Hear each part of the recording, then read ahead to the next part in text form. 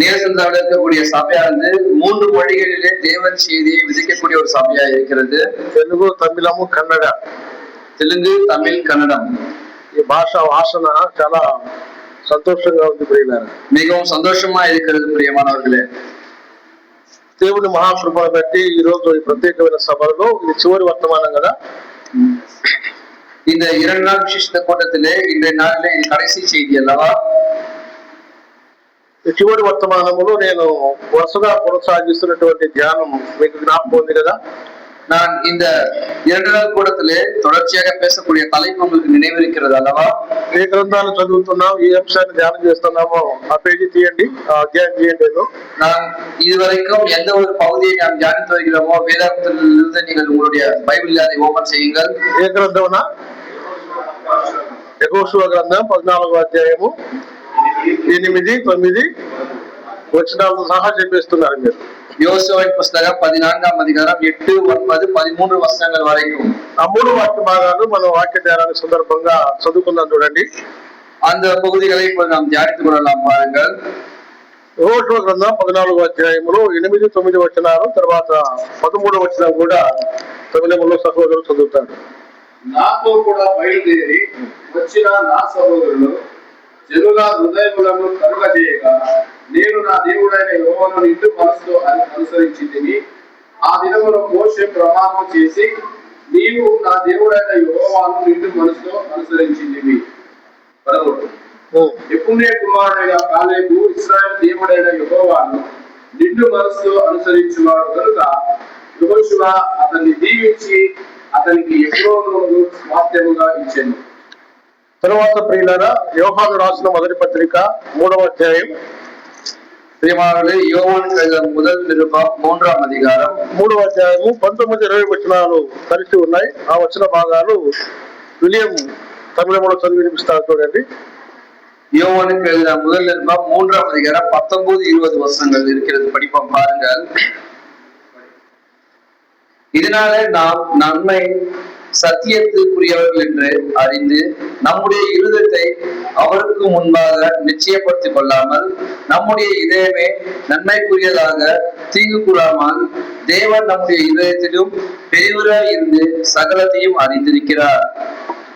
పరిణామం మనం చదువుతున్న 3 వాక్య భాగాలు ఉండగా యెహోషువ గ్రంథం 14వ అధ్యాయంలో ఉన్న 8, 9 వచనాలు, తర్వాత 13వ వచనం కూడా ఉన్న ఒకే పదం నిండు మనసు, నిండు మనసు, నిండు మనసుని తెలుగు బైబిల్లో మనం చదువుకున్నాం. பிரியமானவர்களே, தெலுங்கு பைபிளிலே நாம் படித்திருக்கிற யோசுவாவின் புஸ்தகம் 14ஆம் அதிகாரம் 8, 9, 13ஆம் வசனங்களிலே நாம் பார்க்கும் பொழுது நிறைந்த மனது, நிறைந்து மனது, நிறைந்து மனது என்ற வார்த்தையை நாம் பார்த்திருந்தோம். 3 వచనాలు లేక 3 మాటలు ఒకే సందర్భాన్ని చూపించిన అందులో వేరు వేరు భావాలు ఉన్నట్లుగా మనము నేను సాయంకాలం మీకు క్లుప్తంగా జ్ఞాపకం చేశాను. நேற்று மாலை நேரத்திலே 3 வசனங்கள் 3 விதமான காரியங்களையும் 3 விதமான அர்த்தத்தையும் கொடுக்கக்கூடிய காரியங்கள் என்று நேற்று தினத்தில் நாம் தியானித்திருந்தோம். 8వ వచనములో కాలేబు అన్నాడు, నేను అనుసరించి తిని అని తన వ్యక్తిగతమైన అనుభవాన్ని చెప్తున్నాడు. 8வது வசனத்திலே காலேபு அவர்கள் நான் பின்பற்றினேன் என்று தன்னுடைய தனிப்பட்ட అనుభవத்தை அவர் சொன்னார். అంటే ప్రభువును ఎలా వెంబడిస్తున్నాడో తన వ్యక్తిగతమైన సాక్ష్యాన్ని, వ్యక్తిగతమైన మనసాక్షితో ధైర్యంగా మాట చెప్పగలుగుతున్నాడు. அப்பனால் அவர் எப்படியாக பின்பற்றுகிறார் என்று சொல்லி தன்னுடைய தனிப்பட்ட வாழ்க்கையிலே தன்னுடைய మనసాక్షిயை வைத்து அவர் சாட்சியாக சொல்லுகிறதை நாம் பார்த்தோம். ప్రభువుని ఎలా వెంబడిస్తున్నాము అనేది ముందు ఎవరు సాక్ష్యం ఇవ్వాలి అంటే మన మనసు మన మీద సాక్ష్యం ఇవ్వాలి. ప్రియులారా, நாம் கர்த்தரை பின்பற்றுகிறோம் என்று சொல்லும் பொழுது முதலிலே யார் நமக்கு சாட்சி கொடுக்க வேண்டும், நம்முடைய மனசாட்சி சாட்சி கொடுக்க வேண்டியதா இருக்கிறது என்று பார்க்கிறோம். பிரியமானவர்களே, అదే సందర్భాన్ని యోహాను ఎత్తి రాస్తున్నాడు. ఆయన మన హృదయం కంటే అధికుడు గనక మన యందు మనసాక్షి దోషారోపణ చేయని ఎడల మనం దేవుని ఎదుట ధైర్యము గల వారమగుదుము అన్నాడు. யோவான் சொல்லும் போது மனசாட்சியின் அதிபதி தேவனா இருக்கிறபடினாலே நாம் பாவம் செய்வதற்கு விரோதமாக எதுவும் செய்ய முடியாது என்று அவர் சொல்கிறதை நாம் பார்க்க முடியும். నీ భక్తి విషయంలో మొదటగా నీ మనసాక్షి సాక్ష్యం ఇవ్వాలి. உன்னுடைய பக்தியினுடைய காரியத்திலே உன்னுடைய மனசாட்சி முதலிலே சாட்சி கொடுக்க வேண்டும். అందరిలో కూడా దేవుడు మనసాక్షి పెట్టాడు. எல்லோருக்குள்ளாகவும் மனசாட்சியை தேவன் வைத்திருக்கிறார். చిన్నలైనా పెద్దలైనా స్త్రీలైనా పురుషులైనా సేవకుడైనా పెద్దలైనా అందరిలో మనసాక్షి పనిచేస్తుంది ప్రియులారా. சிறியவர்களா இருந்தாலும் பெரியவர்களா இருந்தாலும் சகோதரா இருந்தாலும் சகோதரியா இருந்தாலும் ஊழியக்காரர்களா இருந்தாலும் மூப்பர்களா இருந்தாலும் எல்லோருக்குள்ளாக மனசாட்சியை தேவன் வைத்திருக்கிறார். ఈ మనసాక్షిలో నిద్రపుచ్చలేము. இந்த மனசாட்சியை நாம் தூங்க செய்ய முடியாது. మనసాక్షిని మోసం చేయలేము. மனசாட்சியை நாம் மோசம் செய்ய முடியாது. నీ మనసు ఎలా, నీ జీవితం ఎలా ఉందో నీ మనసాక్షి దాన్ని బట్టి సాక్ష్యం ఇస్తుంది. உன்னுடைய மனசாட்சி எப்படி இருக்கிறதோ அதை வைத்துதான் அது சாட்சி கொடுக்க போகிறது. ఎవరి మనసాక్షి వారి మీద సాక్ష్యం ఇస్తుంది ప్రియులారా. ஒவ்வொரு மனசாட்சியும் அவர்களை குறித்து சாட்சி கொடுக்கிறது பிரியமானவர்களே. కనుక యోహాను అన్నాడు, ஆகையால் யோவான் அவர்கள் சொல்லுகிறார், దేవుడు మన హృదయములను ఎరిగిన వాడు, தேவன் நம்முடைய இருதயத்தை அறிந்தவர், మన మనసు మన ఎందు దోషారోపణ చేయకుండా మన జాగ్రత్త పడాలి అన్నాడు. நம்முடைய இருதயம் நம்மை குறித்து பாவம் செய்யாதபடிக்கு நிச்சயத்தவர்களாய் நாம் இருக்க வேண்டும் என்று அவர் சொல்லுகிறார். ఈ దోషారోపణ ప్రక్కవారు మన మీద చేస్తే మన కోపం వస్తుంది. இந்த பழி சுமத்துதல் என்று சொல்லும்போது மற்றவர்கள் நம்மை பழி சுமத்தும் போது நமக்கு கோபம் வரும். ఎవరైనా మన మీద నువ్వు అలా లేవు, సరి లేవు అదన్నా అనుకోండి, విపరీతమైన కోపం మనకు వస్తుంది. நம்மேல் யாராவது பழி சுமத்தினார்கள், நீங்கள் சரியில்லை அது இல்லை என்று சொல்லும் போது நமக்கு கோபம் வருகிறது. కానీ మనసాక్షి చెప్పింది అనుకోండి, ஆனால் மனசாட்சி சொல்லுகிறது என்று சொன்னால், మనసాక్షి దగ్గర మనం సరి చేసుకోవాలి లేదా వాతం ఇవ్వడం మనసాక్షి కన్నా జీవించాలి. நாம் மனசாட்சியிலே சொல்கிறது போல கேட்க வேண்டும், இல்லை என்று சொன்னால் அது என்ன சொல்லுதோ அதைப்படி நாம் கீழ்ப்படிய வேண்டும். కాబట్టి అన్ని విషయంలో కూడా మనము ஆகிய எல்லா காரியங்களிலும் நாம் మన మనసాక్షిని సరి చేసుకుంటూ ఉండాలి ప్రియులారా. நம்முடைய மனசாட்சியை சரி செய்து கொள்ள வேண்டும் பிரியமானவர்களே. మనల్ని మనం విమర్శించుకోవాలి, நம்மை நாமே ஆராய்ந்து பார்க்க வேண்டும். ఒక మాట రండి, కొరింథీయులకు రాసిన మొదటి పత్రికలో ஒரு வார்த்தை பாருங்கள், கொரிந்தியருக்கு முதல் அதிகாரம் முதல் நிருபம் 11వ అధ్యాయం 11ஆம் அதிகாரம் 31వ వచనం. 31ஆம் வசனம். అయితే మనలను మనమే విమర్శించుకుని ఎడల తీర్పు పొందకపోదుము అన్నాడు. நம்மை நாமே தனித்து அறிந்தால் நாம் நியாயம் தீர்க்கப்பட மாட்டோம் என்று பார்க்கிறோம். అంటే విశ్వాసి ఏం చేయాలి? తనను తాను విమర్శించుకోవాలి. அப்படின்னால் விசுவாசியவன் தன்னை தானே இங்க பரிசோதனை செய்து பார்க்க வேண்டும். మనకున్న పని ఏంటంటే ఎక్కువ ఎదుటి వారిని విమర్శిస్తూ ఉంటాం. நமக்கு இருக்கக்கூடிய வேலை என்ன, மற்றவர்களை நாம் பரிசோதனை செய்வோம். ఆయన ఇలా ఉన్నారు, ఈమె ఇలా ఉన్నారు, వాళ్ళు ఇలా ఉన్నారు, వీళ్ళు ఇలా ఉన్నారు చెప్తుంటాం. அந்த சகோதரன் அப்படி இருக்கிறார், இந்த ஸ்திரீ இப்படி இருக்கிறார், அவர்கள் இப்படி இவர்கள் இப்படி என்று சொல்லி மற்றவர்களை குறித்து நாம் யோசிக்கிறோம். దేవుడు వాక్యం చెప్తాను, పౌలు అన్నాడు మనల్ని మనమే విమర్శించుకోవాలి. ஆனால் இங்கே பவுலடியார்கள் தேவனுடைய வசனம் சொல்கிறார், நம்மை நாமே தற்பரிசோதனை செய்து கொள்ள வேண்டும். ఎలా ఉన్నామో మన మనసాక్షిని అడగాలి. நாம் எப்படியா இருக்கிறோமோ நம்முடைய మనసాட்சியை நாம் கேட்க வேண்டும். ఇదే మన ప్రయాణ జీవితంలో మన బ్రతుకు ఎలా ఉందో మన అడుగులు మనం చూసుకోవాలి. அப்படின்னு சொன்னால் நம்முடைய யாத்திரா ஜீவிதத்திலே நம்முடைய அடிகள் எப்படியா இருக்கிறது என்று நாம் பார்க்க வேண்டும். 119వ కీర్తన చూడండి, 119వ సంగీతం பாருங்கள், 59వ వచనంలో 59వ వచనం, 119 59 చూడండి.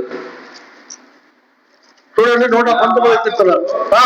నేను పరిశీలన చేసుకుంటుని, నా మార్గములను నేను పరిశీలన చేసుకుంటుని, నీ శాసనము తట్టు మరొకటిని. నేను అన్నాడు, నా మార్గములను నేను పరిశీలన చేసుకుంటున్నాను, இங்கு என் வழிகளை நான் சிந்தித்துக் கொண்டிருக்கிறேன் என்று சொல்கிறார். నా విశ్వాస ప్రయాణములో నా మార్గం ఎలా ఉందో నేను చూసుకుంటున్నాను. என்னுடைய விசுவாச பிரயாணத்திலே யாத்திரையிலே என்னுடைய வழிகள் எப்படியா இருக்கிறது என்று நான் சிந்தித்து பார்க்கிறேன் என்று పోయిన சொல்கிறார். సంవత్సరం ఎలా ఉన్నాను, ఈ సంవత్సరం ఎలా నా ప్రయాణం ఉంది, போன வருடம் என்னுடைய வாழ்க்கை வழி எப்படி இருந்தது, இந்த வருடம் எப்படியா இருக்கிறது என்று, పోయిన మాసం ఎలా ఉన్నాను, ఈ మాసం ఎలా నా ప్రయాణం సాగుతా ఉంది, போன மாதம் என்னுடைய வாழ்க்கை எப்படியா இருந்தது, இந்த மாதம் என்னுடைய பிரயாணம் எப்படியா இருக்கிறது, మార్గములను పరిశీలన చేసుకుంటున్నాను. நான் என் வழிகளை சிந்தித்து ஆராய்ந்து பார்க்கிறேன். ఒక క్రైస్తవుడు, నిజమైన విశ్వాస అనేవాడు తన ప్రయాణము తన భక్తిని చూసుకోవాలి, తను ఎలా నడుచుకుంటున్నాడో గమనించాలి. கிரைஸ்தவன் உண்மையான விசுவாசி என்று சொல்லக்கூடியவன் தன்னுடைய வாழ்க்கையிலே தன்னுடைய பிரயாணம் எப்படியா இருக்கிறது என்பதை அவன் ஆராய்ந்து பார்க்க வேண்டும். భక్తులైన వారు దైవజనులు సహా తమ మనసాక్షిని నేరము లేకుండా చూసుకున్నారు. பக்தர்களும் தேவ மனிதர்களும் தன்னுடைய மனசாட்சிக்கு குறைவுபடாதபடி அவர்கள் நடந்து கொண்டார்கள், காத்து கொண்டார்கள். 2వ కొరింథీయులకు రాసిన పత్రిక చూడండి, 2வது கொரிந்தியருக்கு நிருபம் பாருங்கள், 1వ అధ్యాయం 1ஆம் அதிகாரம். కొరింథీయులకు రాసిన 2వ పత్రిక 1వ అధ్యాయం 12వ వచనం. 2வது கொரிந்தியருக்கு நிருபம் 1 அதிகாரம் 12ஆம் வசனம். 12వ వచనం చూడండి. ఆ మాట చదువుదాం ప్రియులారా. అతిశయం ఏదనగా, లౌకిక జ్ఞానము అనుసరింపక, లౌకికమైన జ్ఞానమును అనుసరింపక, దేవుడు అనుగ్రహించు పరిశుద్ధతతోను నిష్కాపట్యముతోను దేవుని కృపనే అనుసరించి లోకంలో నడుచుకుంటుంది అని మరియు విశేషముగా మీ ఎడలను నడుచుకుంటే మరియు మా మనసాక్షి సాక్ష్యం ఇచ్చుటయే.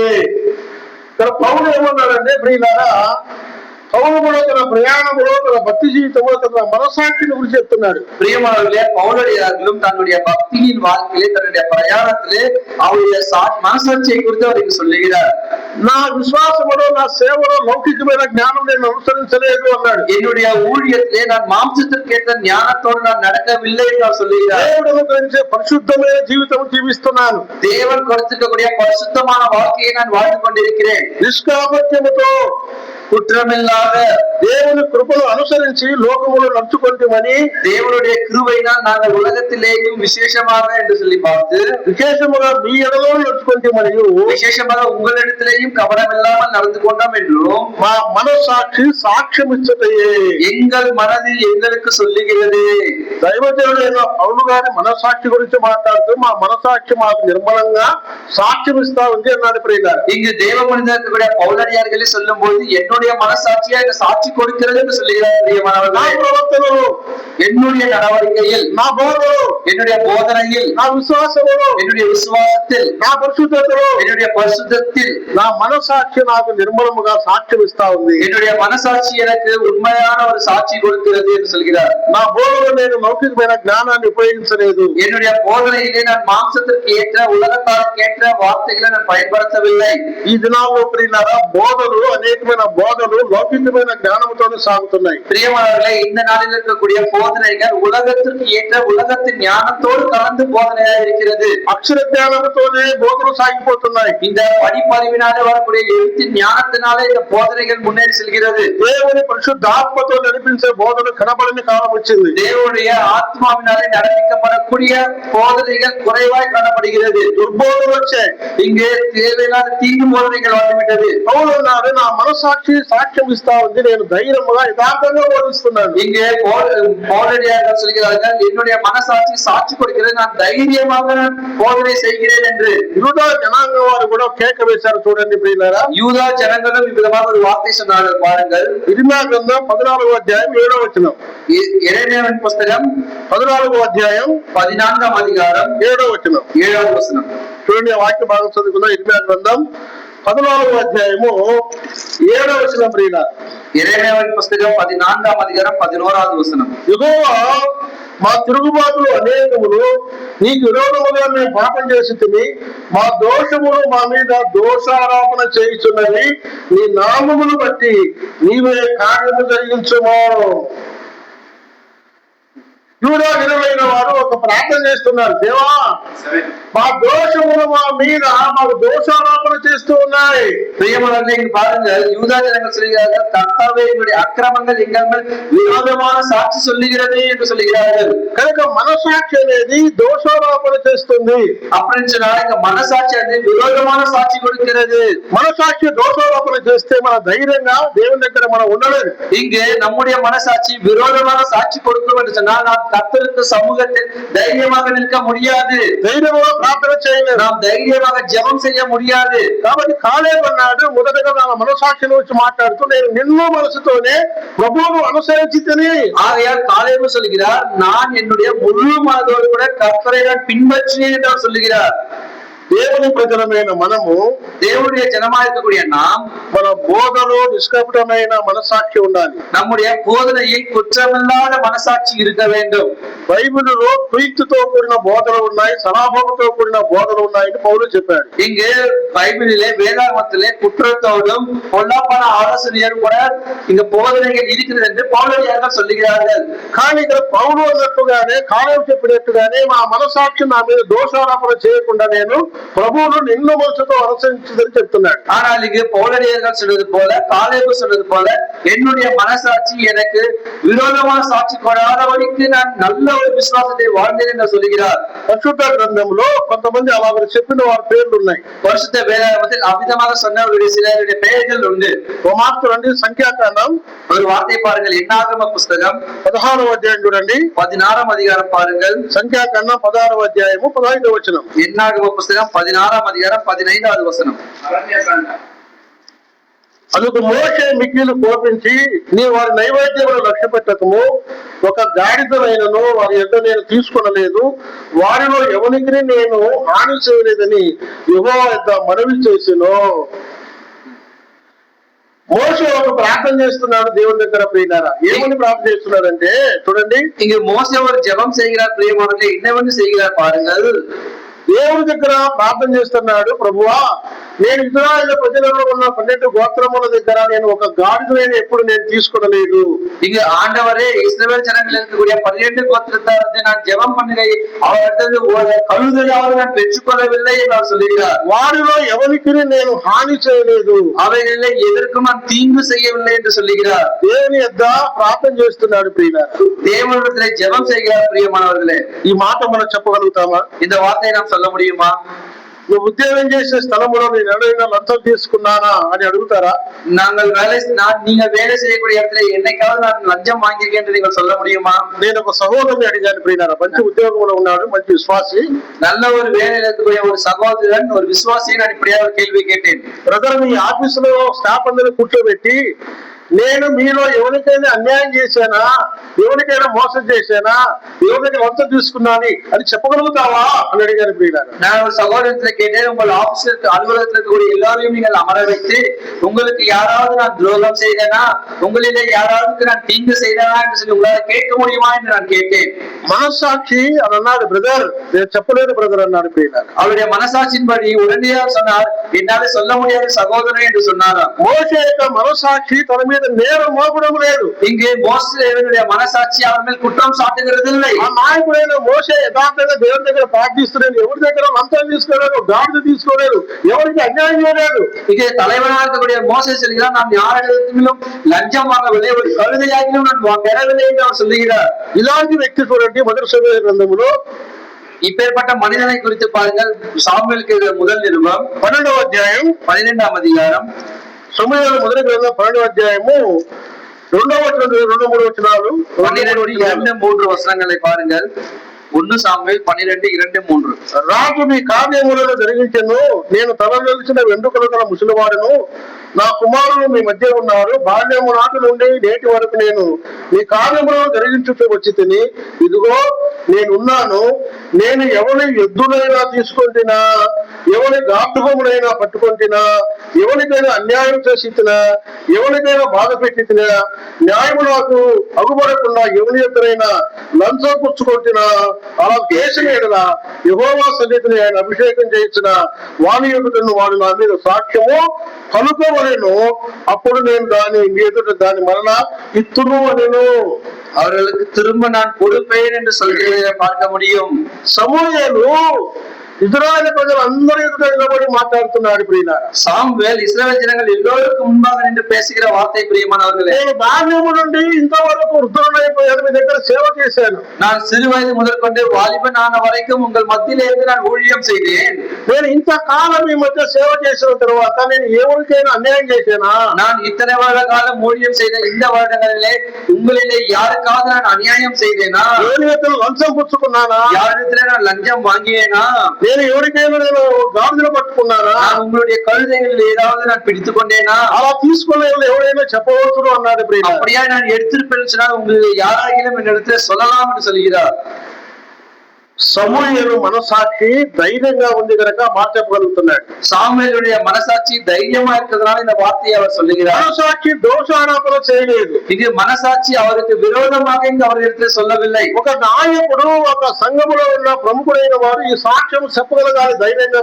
ஒரு சபையில இருக்கக்கூடிய தலைவரோ மூப்பர்களோ இந்த தைரியமாக இந்த சாட்சி அவர்கள் சொல்ல வேண்டும் சபையிலே. దైవ సేవకుడైన పౌలు కూడా మాట్లాడండి అపోస్తల కార్యములలో. தேவ ஊழியர்கள் இருக்கக்கூடிய அப்போஸ்தலனாகிய பவுலடியார்கள் சொல்லுகிறார்கள். பாருங்கள், அப்போஸ்தலர் நடவடிக்கைகள் புத்தகம் 20వ అధ్యాయం 20ஆம் அதிகாரம் 33వ వచనం. 33வது வசனம். అపోస్తల కార్యముల గ్రంథం 20వ అధ్యాయం 33వ వచనం చూడండి. ఎవరి వెండినైనను బంగారమునైనను వస్త్రములనైనను నేను ఆశింపలేడు. ஒருவனுடைய வெள்ளியாகிலும் பொன்னாகிலும் வஸ்திரங்களாகிலும் நான் இச்சிக்கவில்லை. అపోస్తలుడైన పౌలు ఎఫెసీ సంఘ పెద్దలతో మాట్లాడుతున్నాడు. తన సేవ అనుభవాల గురించి మాట్లాడుతూ அப்போஸ்தலனாகிய பவுலடியார்கள் எபேசு சபையில் இருக்கக்கூடிய மூப்பர்களோடு தன்னுடைய ஊழியத்தின் அனுபவத்தை சொல்லும் பொழுது, నేను ఎవరిని వెండినైనను நான் ஒருவனுடைய வெள்ளியாகிலும் బంగారమునైనను பொன்னாகிலும் వస్త్రములైనను வஸ்திரத்தையாகிலும் నేను ఆశింపలేదు. நான் ఇచ్చిக்கவில்லை. దైవజనులైన అపోస్తలుడైన పౌలు ప్రియులారా, తన సేవ అనుభవంలో ఎవరైనా సహకరిస్తే తీసుకున్నవాడు తప్ప నేను మీకు అబద్ధం చెప్పి మోసం చేసి మీ దగ్గర ఏమైనా తీసుకున్నానా?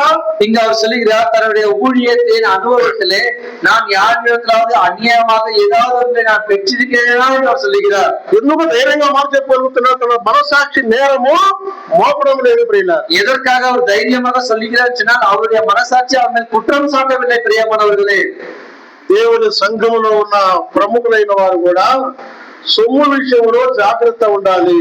தேவனுடைய சபையிலே பொறுப்பில் இருக்கக்கூடிய முக்கியமானவர்களும் தேவனுடைய காரியங்களிலும் இப்பேற்பட்ட எல்லா வஸ்துக்களிலும் ஜாக்கிரதையாக இருக்க வேண்டும். మనసాక్షిని బట్టి సాక్ష్యం ఇస్తూ ధైర్యంగా ఉండాలి. மனசாட்சியை வைத்து சாட்சி கொடுக்கக்கூடியவர்களாகவும் தைரியமுடையவர்களாக இருக்க வேண்டும். అనేక సంఘాలలో సమస్యలు ఎక్కడంటే సొమ్ము దగ్గరే. அநேக இடங்களிலே அநேக சபைகளிலே பிரச்சனை எங்க வருகிறதுனா இந்த சொத்துக்களில் தான். సొమ్ము దగ్గరే. இந்த பொன் இல்லது பணத்தின் இடத்தில் தான். అయ్యో సొమ్ము రాబడి విషయంలో సరైన సమాధానం లేదు. இங்கு பார்க்கும்போது வருமானத்தினுடைய காரியங்களே சரியான பதில் கிடையாது. నిర్వహించేవారు సరిగా లెక్కలు చెప్పడం లేదు. இதோ பொறுப்பெடுத்து நடத்தக்கூடியவர்கள் சரியான கணக்கு கொடுக்கிறது இல்லை. సొమ్ము ఏమైందో తెలియడం లేదు. அந்த காசு என்ன ஆகிட்டு எங்களுக்கு தெரியவில்லை. ఇలాంటి నేరాలు ప్రముఖుల మీద సంఘ పెద్దల మీద పడకుండా జాగ్రత్త పడాలి. இப்பேற்பட்ட குற்றமானது சபை மூப்பர்கள் மேலும் பொறுப்பாளிகள் மேலும் விழாமல் நாம் பார்த்துக் கொள்ள வேண்டும். మోషే అన్నాడు, నేను వారి ఎదురైనా తీసుకోలేదయ్యా, గాడిదైనా తీసుకోలేదయ్యా. மோசே சொல்லுகிறார், அவர்களுடைய எருதையாகிலும் கழுதையாகிலும் நான் எடுத்துக்கொள்ளவில்லை ஐயா என்று சொல்லுகிறார். సమూయేలు అదే మాట చెప్తున్నాడు, నేను ఎవరికైనా అన్యాయం చేశానా, మోసం చేశానా? ధైర్యంగా అడుగుతున్నాడు ప్రియులారా. இந்த சாமுவேலும் அதைதான் சொல்லுகிறார், உங்களில் யாராகிலும் நான் மோசம் செய்தேனா, அநியாயம் செய்தேனா என்று தைரியமாக அவர் சொல்லுகிறார். ఇక అపోస్తలుడు పౌలు కూడా చెప్తున్నాడు, ఎవరి వెండినైనను బంగారములైనను వస్త్రములైనను నేను ఆశింపలేదు. இங்கு பவுலடியார்களும் அதைதான் சொல்லுகிறார், ஒருவனுடைய வெள்ளியாகிலும் பொன்னையாகிலும் வஸ்திரத்தையாகிலும் நான் இச்சிக்கவில்லை என்று அவர் சொல்லுகிறார். ప్రభు సేవలో ఉన్నవారు పౌలున్నాడు, నా స్వహస్తములతో నేను ప్రయాసపడి కష్టం చేసి మీకు సువార్త చెప్పాను. இங்கு பவுலடியார்கள் சொல்லுகிறார்கள், என்னுடைய சுய கஷ்டத்தினாலே நான் கஷ்டப்பட்டு தேவனுடைய ஊழியத்தையும் தேவனுடைய வார்த்தைகளை நான் பகிர்ந்து கொடுத்தேன் என்று சொல்லுகிறார். మనసాక్షిని బట్టి మనం ప్రభు దగ్గర ధైర్యంగా ఉండాలి. நம்முடைய மனசாட்சியை குறித்து கர்த்தருக்கு முன்பாக நாம் தைரியமாக இருக்க வேண்டும். ప్రభు కృపను బట్టి 1999 సంవత్సరంలో నేను సేవకు పిలువబడ్డాను. கர்த்தருடைய சித்தத்தின்படியாக 1999ஆம் வருடத்திலே கர்த்தருடைய ஊழியத்திற்கு நான் அழைக்கப்பட்டேன். పులివెందుల అనే ఊరు నుండి పార్లపల్లి అనే గ్రామానికి సువార్త కొరకు వెళ్ళాం. இங்கு புலிவேந்தல என்று சொல்லக்கூடிய இடத்திலிருந்து பாரணப்பள்ளி என்று சொல்லக்கூடிய இடத்திற்கு ஊழியத்திற்காக நாங்கள் சென்றோம். ఇద్దరు చిన్న పిల్లలు తీసుకుని వెళ్ళాను. 2 சிறு பிள்ளைகளை அழைத்து கொண்டு நான் சென்றேன். అక్కడ సంఘం లేదు, அங்கு సభை இல்லை, అక్కడ క్రైస్తవ కుటుంబాలు ఒకటి లేవు, அங்கு கிறிஸ்தவ குடும்பங்கள் ஒன்றும் இல்லை. కానీ ప్రభు ఆత్మ ద్వారా బలపరిచి నడిపించాడు. ஆனால் கர்த்தர் ஆவியினாலே பலப்படுத்தி நடப்பித்தார். నేను నా భార్య 2 సంవత్సరాలు కూలి పనికి పోయాను, వ్యవసాయ పనికి. நானும் என்னுடைய துணைவியாரும் 2 வருட காலம் தினக்கூலிக்காக வேலைக்கு நாங்கள் சென்றோம். 6 సంవత్సరాలు రోడ్డు కంకర కొట్టుకున్నాం. 6 வருட காலம் இந்த ரோடு போடக்கூடிய வேலையை, ஜல்லியை அள்ளக்கூடிய வேலையை நாங்கள் செய்தோம். మేము ఎవరికి భారంగా లేవు, நாங்கள் யாருக்கும் கஷ்டமாக இல்லை. ఇతరులు సువార్త ప్రకటిస్తూ చిన్న సంఘం ఏర్పడింది. நாங்கள் மற்றவர்களுக்கு சுவிசேஷத்தை அறிவிக்கும் போது சிறிய சபை ஏற்பட்டது. చాలా మంది చూశారు, அநேகர் பார்த்தார்கள். పాల్సామేలు కూడా మా ఊరికి వచ్చారు. பால்சாமியார் அவர்களும் எங்களுடைய சபைக்கு வந்தார். 3 நாள் సువార్తలో మాతో ఉన్నారు. 3 நாள் ஊழியங்களில் எங்களோடு கூட அவர் இருந்தார். మా స్థానిక సంఘంలో అంతా కనబట్టడు వ్యక్తులు. எங்களுடைய தலைசபையிலேயே பார்க்கும்போது எல்லோரும் இங்கு மனம் திரும்பினவர்கள், மதத்தை விட்டு மாறினவர்கள் தான். పూజారులు ప్రభువుని నమ్ముకున్నారు. இந்த பூஜை செய்யக்கூடியவர்கள் கர்த்தரை நம்பினவர்கள். అనేకమైన వర్ణాలు కలిగిన వారు యేసు ప్రభువుని అంగీకరించి రక్షకుడుగా స్వీకరించి ప్రభువుని ఆరాధిస్తున్నారు. அநேகமான இலக்கை சேர்ந்தவர்கள் தேவனை சொந்த ரட்சகரை ஏற்றுக்கொண்டு கர்த்தரை ஆராதிக்கக்கூடிய ஜனமாய் மாறினார்கள். నేను ఈ రోజు ధైర్యంగా అడుగుతాను, నీ వెండినైనా బంగారం నేను ఆశించానా? நான் இந்த நாளிலே தைரியமாக கேட்கிறேன், உங்களுடைய வெள்ளையாவது பொன்னையாவது நான் ஆசைப்பட்டேனா, இச்சித்தேனா என்று. మా సంఘస్థులు అంటారు, అన్నా నువ్వు ఎన్నడూ మాకు భారంగా లేవు. எங்களுடைய சபையார் சொல்வார்கள், நீங்கள் என்றைக்கும் எங்களுக்கு பாரமாக நீங்கள் இல்லை, ఏమి ఆశించలేదు. நீங்கள் எங்களிடத்திலிருந்து ஒன்றும் ஆசைப்படவில்லை. నేను కూడా ధైర్యంగా పోరాడతాను. நானும் தைரியமாக சொல்ல முடியும். నా మనసాక్షి నాకు సాక్ష్యం ఇస్తాను. என்னுடைய மனசாட்சி எனக்கு சாட்சி கொடுக்கிறது. ప్రియమైన స్నేహితులారా, பிரியமான சிநேகிதர்களே, మన భక్తి విశ్వాస విషయంలో நம்முடைய பக்தியினுடைய விசுவாச வாழ்க்கையிலே మన మనసాక్షి మన మీద నేరం మోపకుండా జాగ్రత్త పడాలి. நம்முடைய மனசாட்சி நம்ம மேல் குற்றம் சுமத்தாதபடிக்கு நாம் ஜாக்கிரதையா இருக்க வேண்டும். ఒకవేళ మనసాక్షి నేరం మోపితే ஒருவேளை மனசாட்சி நம்ம மேல் குற்றம் சுமத்தினால் మనం ఏం చేయాలి? நாம் என்ன செய்ய வேண்டும்? సరి చేసుకోవలేను. நாம் அதை సరి செய்து கொள்ள வேண்டும். ఒక మాట పిల్లలు యోబు గ్రంథం చూడండి. யோபின் புஸ்தகத்தில் ஒரு வார்த்தை உண்டு பாருங்கள். 27వ అధ్యాయము 27వ அதிகாரம் 6వ వచనం చూడండి. 6వ వచనం. యోబు గ్రంథం 27వ అధ్యాయము 6వ వచనం. అక్కడ కూడా మంచి వచనం రాయబడి చూడండి. யோபின் புஸ்தகம் 27వ அதிகாரம் 6வது వచనం. 27వ అధ్యాయం 6వ వచనం.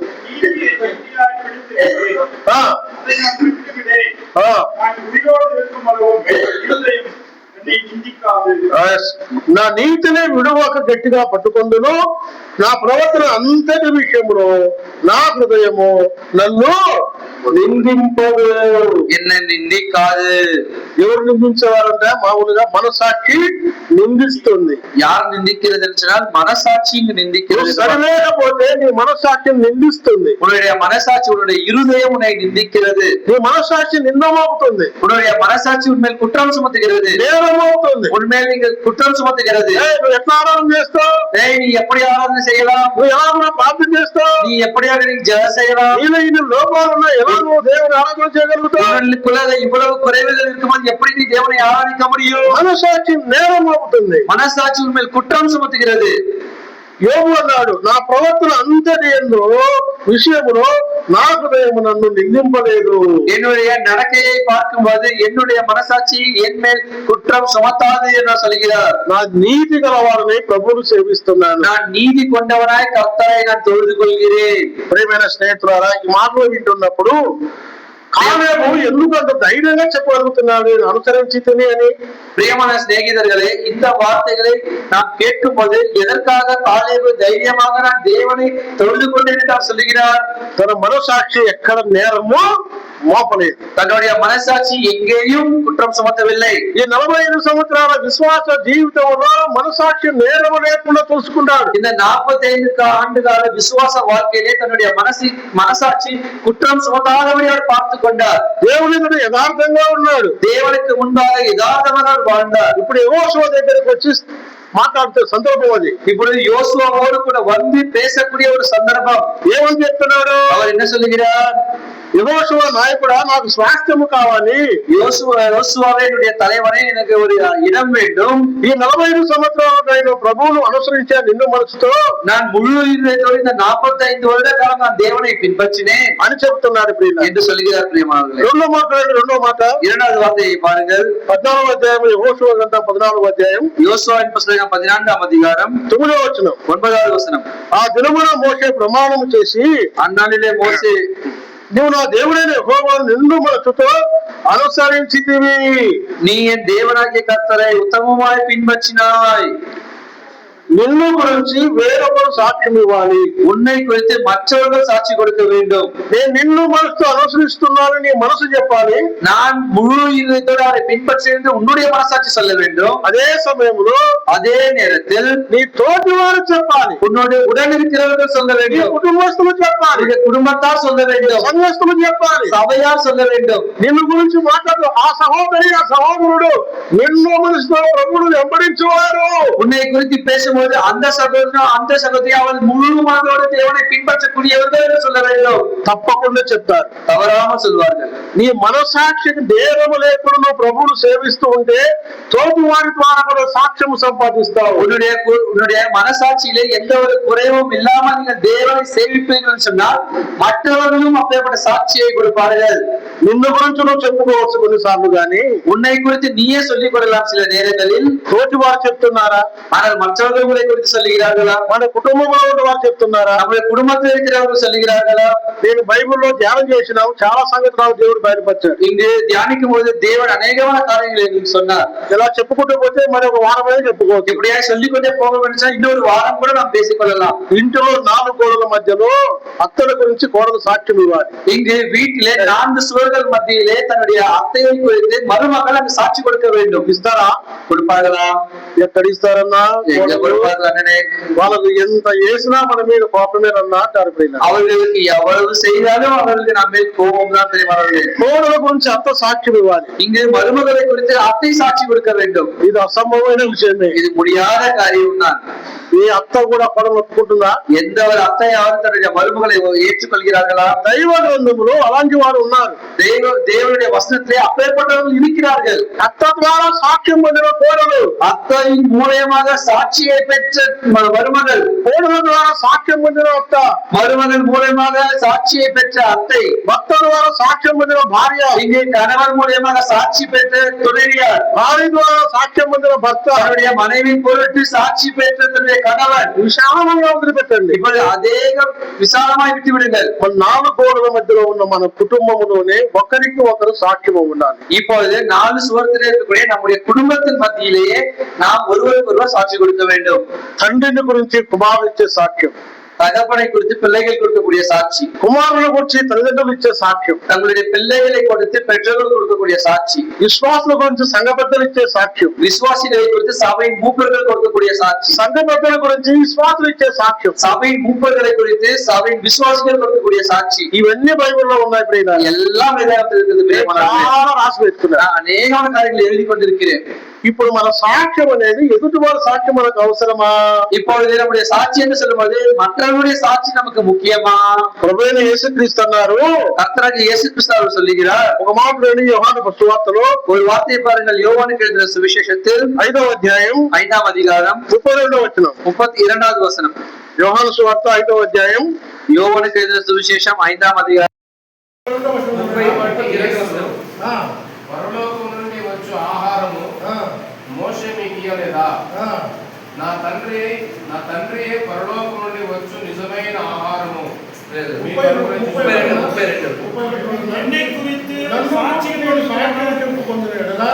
నా సాక్ష్యము సత్యం కాదు, నన్ను గురించి సాక్ష్యం ఇచ్చి వేరొకడు కలడు, ఆయన నన్ను గురించి సాక్ష్యము సత్యమని எருகுனோ அன்னாடு பிரினார். இங்க நான் பார்க்கிற 32 என்னை குறித்து சாட்சி கொடுக்கிறவர் வேறொருவர் இருக்கிறார், அவர் என்னை குறித்து கொடுக்கிற சாட்சி மெய்யான சாட்சி என்று அறிந்திருக்கிறேன் என்று பார்க்கிறோம். యేసు ప్రభు అన్నారు, నన్ను గురించి సాక్ష్యం చెప్పుకుంటాను. இயேசு கிறிஸ்து சொல்கிறார், என்னை குறித்து நான் சாட்சி சொல்லுகிறேன். నేను చెప్పిన సాక్ష్యం సత్యమైనది కాదు, ஆனால் நான் சொன்ன சாட்சி மெய்யான சாட்சி அல்ல. నన్ను గురించి వేరొకరు సాక్ష్యం ఇస్తాడు. என்னை குறித்து வேறொருவர் சாட்சி கொடுக்கிறார். బాప్తిసం ఇచ్చి యోహాను గురించి చెప్తున్నాడు. யார் ஞானஸ்தானம் கொடுக்கக்கூடிய யோவானை குறித்து சொல்லுகிறார். பரலோகத்தின் பிதா என்னை குறித்து சாட்சி சொல்லுகிறார். యేసు ప్రభువులకే వేరొకరు సాక్ష్యం అవసరమైతే నీకొద్దా? இயேசு கிறிஸ்துவுக்கே மற்றவருடைய சாட்சி தேவைப்படுவது உனக்கு தேவையில்லையா? నన్ను గురించి సాక్ష్యం చెప్పుకుంటారు. இங்கு கர்த்தர் சொல்கிறார், என்னை குறித்து நான் சாட்சி கொள்ளலாம், నన్ను గురించి వేరొకరు చెప్పేవారు, ஆகிலும் என்னை குறித்து சொல்லக்கூடியவன் வேறொருவன் இருக்கிறான். ప్రియమైన స్నేహితులారా, సహోదరి సహోదరులారా, பிரியமான சிநேகிதர்களே, சகோதரரே, சகோதரிகளே, మనల్ని గురించి మనం సాక్ష్యం చెప్పుకుంటాం. நம்மை குறித்து நாம் சாட்சி சொல்லுகிறோம். తోటి వారి ద్వారా సాక్ష్యం ఉందా? மற்றவர்களை வைத்து நமக்கு சாட்சி இருக்கிறதா? నిన్ను గురించి వేరొకరు నీ పక్కన ఉన్న వారు చెప్పగలుగుతారా? உன்னை குறித்து உன்னுடைய அருகாமையிலே பக்கத்தில் இருக்கிறவர்கள் சாட்சி சொல்வார்களா? ప్రభువును నిన్నుతో వెంబడించేవాడు, உன் சகோதரர் முழு இருதயத்தோடு தேவனை பின்பற்றக்கூடியவர். ఈ సహోదరి ప్రభువు నిన్నుతో వెంబడించేవారు, இந்த சகோதரி முழு மனதோடு தேவனை பின்பற்றக்கூடியவர். ఈ కుటుంబం నమ్మకమైన కుటుంబం, இந்த குடும்பம் நம்பிக்கையான குடும்பம், స్థానిక సంఘములో నిలబడే కుటుంబం, தலை சபையிலே நிற்கக்கூடிய ஒரு குடும்பம், సంఘానికి క్షేమాభివృద్ధి కలిగించే కుటుంబం, சபைக்கு நன்மையை ஏற்படுத்தக்கூடிய ஒரு குடும்பம். ఈ కుటుంబం అన్ని కూడికలు హాజరవుతారు. இந்த குடும்பம் வந்து எல்லா கூட்டங்களுக்கும் வருவார்கள். ప్రయోజనకరమైన కుటుంబం, மிகவும் பிரயோஜனமுள்ள ஒரு குடும்பம். ఉందా సాక్ష్యం? அப்படின்ற சாட்சி இருக்கிறதா? ఏమోనని ఎప్పుడు వస్తారో తెలియదు, ఎప్పుడు పోతారో తెలియదు. என்னவாங்க, எப்ப வருவாங்களோ எப்ப போவாங்களோ கூட எங்களுக்கு தெரியாது. ఈ రోజుల్లో సంఘ పెద్దల యొక్క మాట తెలియదు, ఏడుస్తున్నారు, ఎప్పుడు వస్తారో తెలియదు, ఎప్పుడు పోతారో తెలియదు. என்னாலே சபையின் மூப்பர்களுடைய சாட்சிகளும் பொறுப்புகளும் இப்படித்தான் இருக்கிறது. எப்பொழுது வருகிறார்கள், எப்போது போகிறார்கள் தெரியவில்லை என்று அழுகிறார்கள். వస్తారో రావాలో తెలియదు. తెలియదు. வருவார்களோ வரமாட்டார்களோ என்று கூட தெரியறதில்லை. నీ సాక్ష్యం ఎక్కడ ఇంకా? உங்களுடைய சாட்சி எங்க இருக்கிறது? இங்க ఎదుటి వారి సాక్ష్యము మనం సంపాదించుకోవాలి. உங்களுடைய எதிரில் இருக்கக்கூடிய சாட்சியை நான் சம்பாதிக்க வேண்டும். క్రైస్తవ జీవితం అంటే బ్రేక్ లాంటి లారీ కాదు. இது கிறிஸ்தவருடைய வாழ்க்கைன்னு சொல்லும்போது பிரேக் இல்லாத லாரி அல்ல உங்களுடைய வாழ்க்கை. పడేది కాదు. எங்கு போனாலும் அங்கு போய்விடலாம் என்பதல்ல. ఇతరులు మనం గమనిస్తూ ఉన్నారు. மற்றவர்களை நம்மை கூர்ந்து பார்க்கிறார்கள். నేను ఏమంటానంటే క్రైస్తవులు గొప్ప పరిశోధకులు. நான் என்ன சொல்கிறேன் சொன்னால் கிறிஸ்தவர்கள் சிறந்த பரிசோதனையாளர்கள். ఎంత పరిశోధకులు అంటే అందరినీ గమనిస్తూ ఉంటారు క్రైస్తవులు. எவ்வளவு பரிசோதனையாளர்கள் சொன்னால் எல்லோரையும் கூர்ந்து கவனிப்பார்கள். మీరు గమనించారా ఏమండి? என்னமா நீங்க கவனிக்க மாட்டீங்களா? யாரையும் అందరినీ గమనిస్తారు, అన్ని కుటుంబాలను గమనిస్తారు, అందరి వ్యక్తులను గమనిస్తారు. எல்லோரையும் கவனிப்பீர்கள், எல்லா குடும்பத்தையும் கவனிப்பீர்கள், ஒவ்வொரு மனிதனையும் கவனிப்பீர்கள்.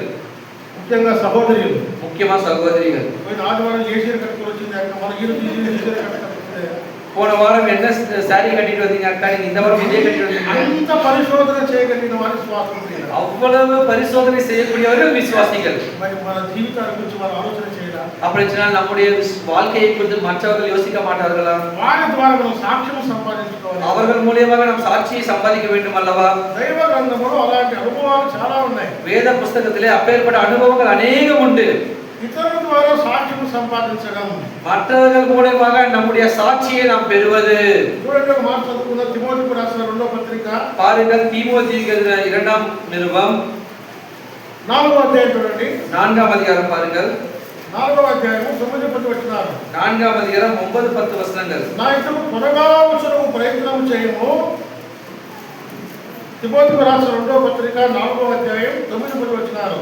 దేమా ఇహలోకమును స్నేహించి నన్ను విడిచి తెస్సలోనికకు వెళ్ళేను అన్నాడు ప్రియులారా. இங்க நீ சீக்கிரமா இடத்தில் வரும்படிக்கு ஜாக்கிரதைப்பட்டு, ஏனென்றால் தோமா பிரபஞ்சத்தின் மேல் ஆசை வைத்து என்று நாம் பார்க்கிறோம். పౌలు ఒక వ్యక్తి గురించి ఇక్కడ రాస్తున్నాడు. பவுலடியார்கள் ஒரு மனிதரை குறித்து பேசுகிறார். ఆ వ్యక్తి యొక్క లోపాలు ఎత్తి చూపాలని కాదు, அந்த మనిదனுடைய குறைவுகளை எடுத்து காட்ட வேண்டும் என்று அல்ல, ఆ వ్యక్తి యొక్క సాక్ష్యాన్ని పోగొట్టుకున్నాడో చెబుతున్నాడు. அந்த மனிதன் தன்னுடைய சாட்சியை எந்தமாக எழுந்து போனானோ என்று. దేమా இது தேமாவை குறித்து பேசுகிறார். ఇహలోకమును స్నేహించి నన్ను విడిచిపెట్టి వెళ్ళిపోయాను. இப்பிரபஞ்சத்தின் மேல் ஆசை வைத்து என்னை விட்டு பிரிந்து போனான். దేమా ఎవరు అంటే విశ్వాసి. இந்த தேமா யார் என்று சொன்னால் அவன் விசுவாசி. వందనాలు చెప్పినోడు, இவன் ஸ்தோத்திரம் சொன்னவன்.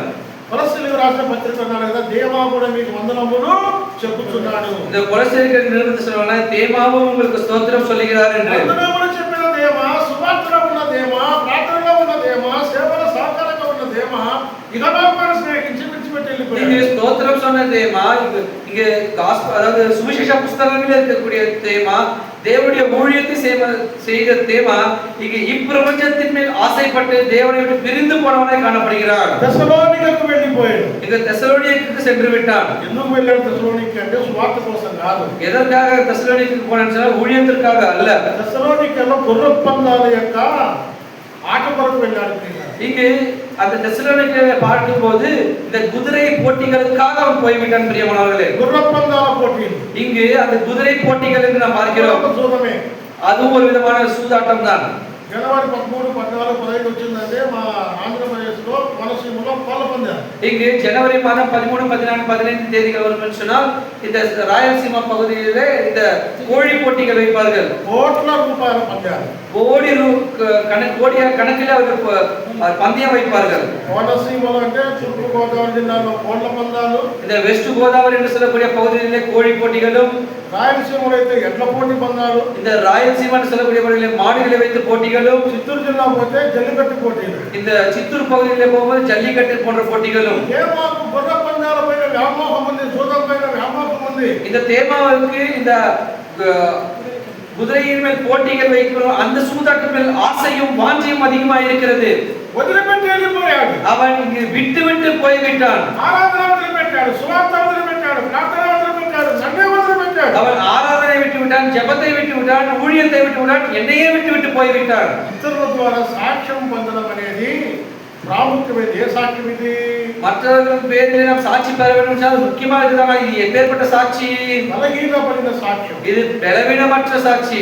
పౌలు గారు ప్రియులారా, ఒక దైవజనుడు సాక్ష్యం ఇస్తూ అతడు లేడు, లోకంలో కలిసిపోయాడని చెప్తున్నాడు. இங்கே பவுலடியார்கள் சாட்சி சொல்லும்போது அவன் இனிமேல் இல்லை, உலகத்திலே அவன் போய் சேர்ந்து விட்டான் என்று சொல்கிறார். ఇదే పౌలు గారే இதே பவுலடியார்கள் చూడండి మాట చెప్పాడు రోమీయులకు రాసిన పత్రికలో இன்னொரு வார்த்தை சொல்கிறார் பாருங்கள், ரோமருக்கு எழுதின நிருபம் 16వ అధ్యాయం 16ஆம் அதிகாரம் 16వ అధ్యాయము 1-2 వచనాలు చూడండి. నేను చదువుతున్నాను. 16:1-2 వచనங்கள் பாருங்கள். కేంద్రీయుల సంఘ పరిచారకురాలు ఫీబే అని మన సహోదరిని పరిశుద్ధులకు తగినట్టుగా ప్రభువునందు చేర్చుకొని ఆమెకు మీ వలన కావాల్సిన ఏదైనా ఉన్నాయో సహాయము చేయవలనని ఆమెను గురించి మీకు సిఫారసు చేయించున్నాను. ఆమె అనేకులతో నాకును సహాయురాలై ఉండేను. அவர் அநேகருக்கும் எனக்கும் கூட ஆதரவாய் இருந்தார் என்று பார்க்கிறோம்.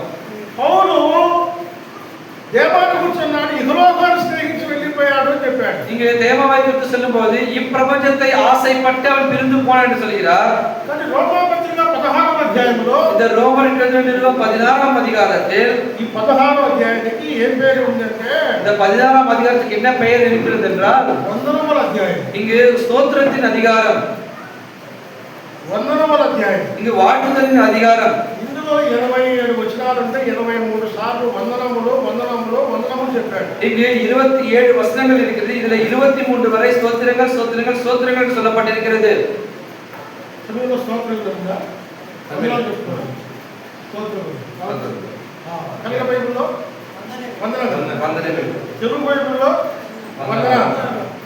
రైతాడేం లేదు, మరణాంతరేం లేదు, హల్లెలూయా అనేది కూడా లేదు. ఉన్నా இருக்கிறதா? నేను ఎప్పుడు కూడా కొన్ని పదాలు వినలేదు. ఈ మధ్య కాలంలో ఫోన్ చేశాడు. இந்த குறுகிய நாட்களில் ஒரு தொலைபேசியில் அழைத்தார். అన్న మీ సంఘంలో ఎవరో అమ్మాయి ఉందంట కదా, వివాహ సంబంధంగా ఫోన్ చేశాడు.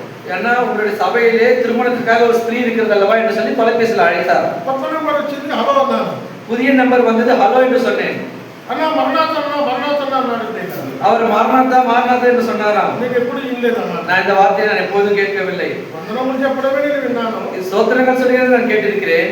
కొంతమంది డినామినేషన్ ప్రైజ్ లార్డ్ చెప్తుంటే విన్నాను. சிலர் பிரைஸ் லார்ட் என்று சொல்லக்கூடிய ஒரு டினாமினேஷன் சேர்ந்தவர்கள் நான் கேட்டிருக்கிறேன். ఈ హల్లెలూయా ఎప్పుడు వినలేదు. இந்த மார்நாதா ஹல்லேலூயா என்ற வார்த்தையை நான் கேட்டதில்லை. నాకు అర్థం కాగా ఎవరు బాబు ఏం కావాలి నీకు అని అడిగాడు. அது எனக்கு புரியாமல் யார் தம்பி நீ என்று நான் கேட்டேன். నేను మాస్టర్ అన్నాడు. அது சொன்னால் நான் ஒரு தேவ ஊழியர் என்று சொன்னார்.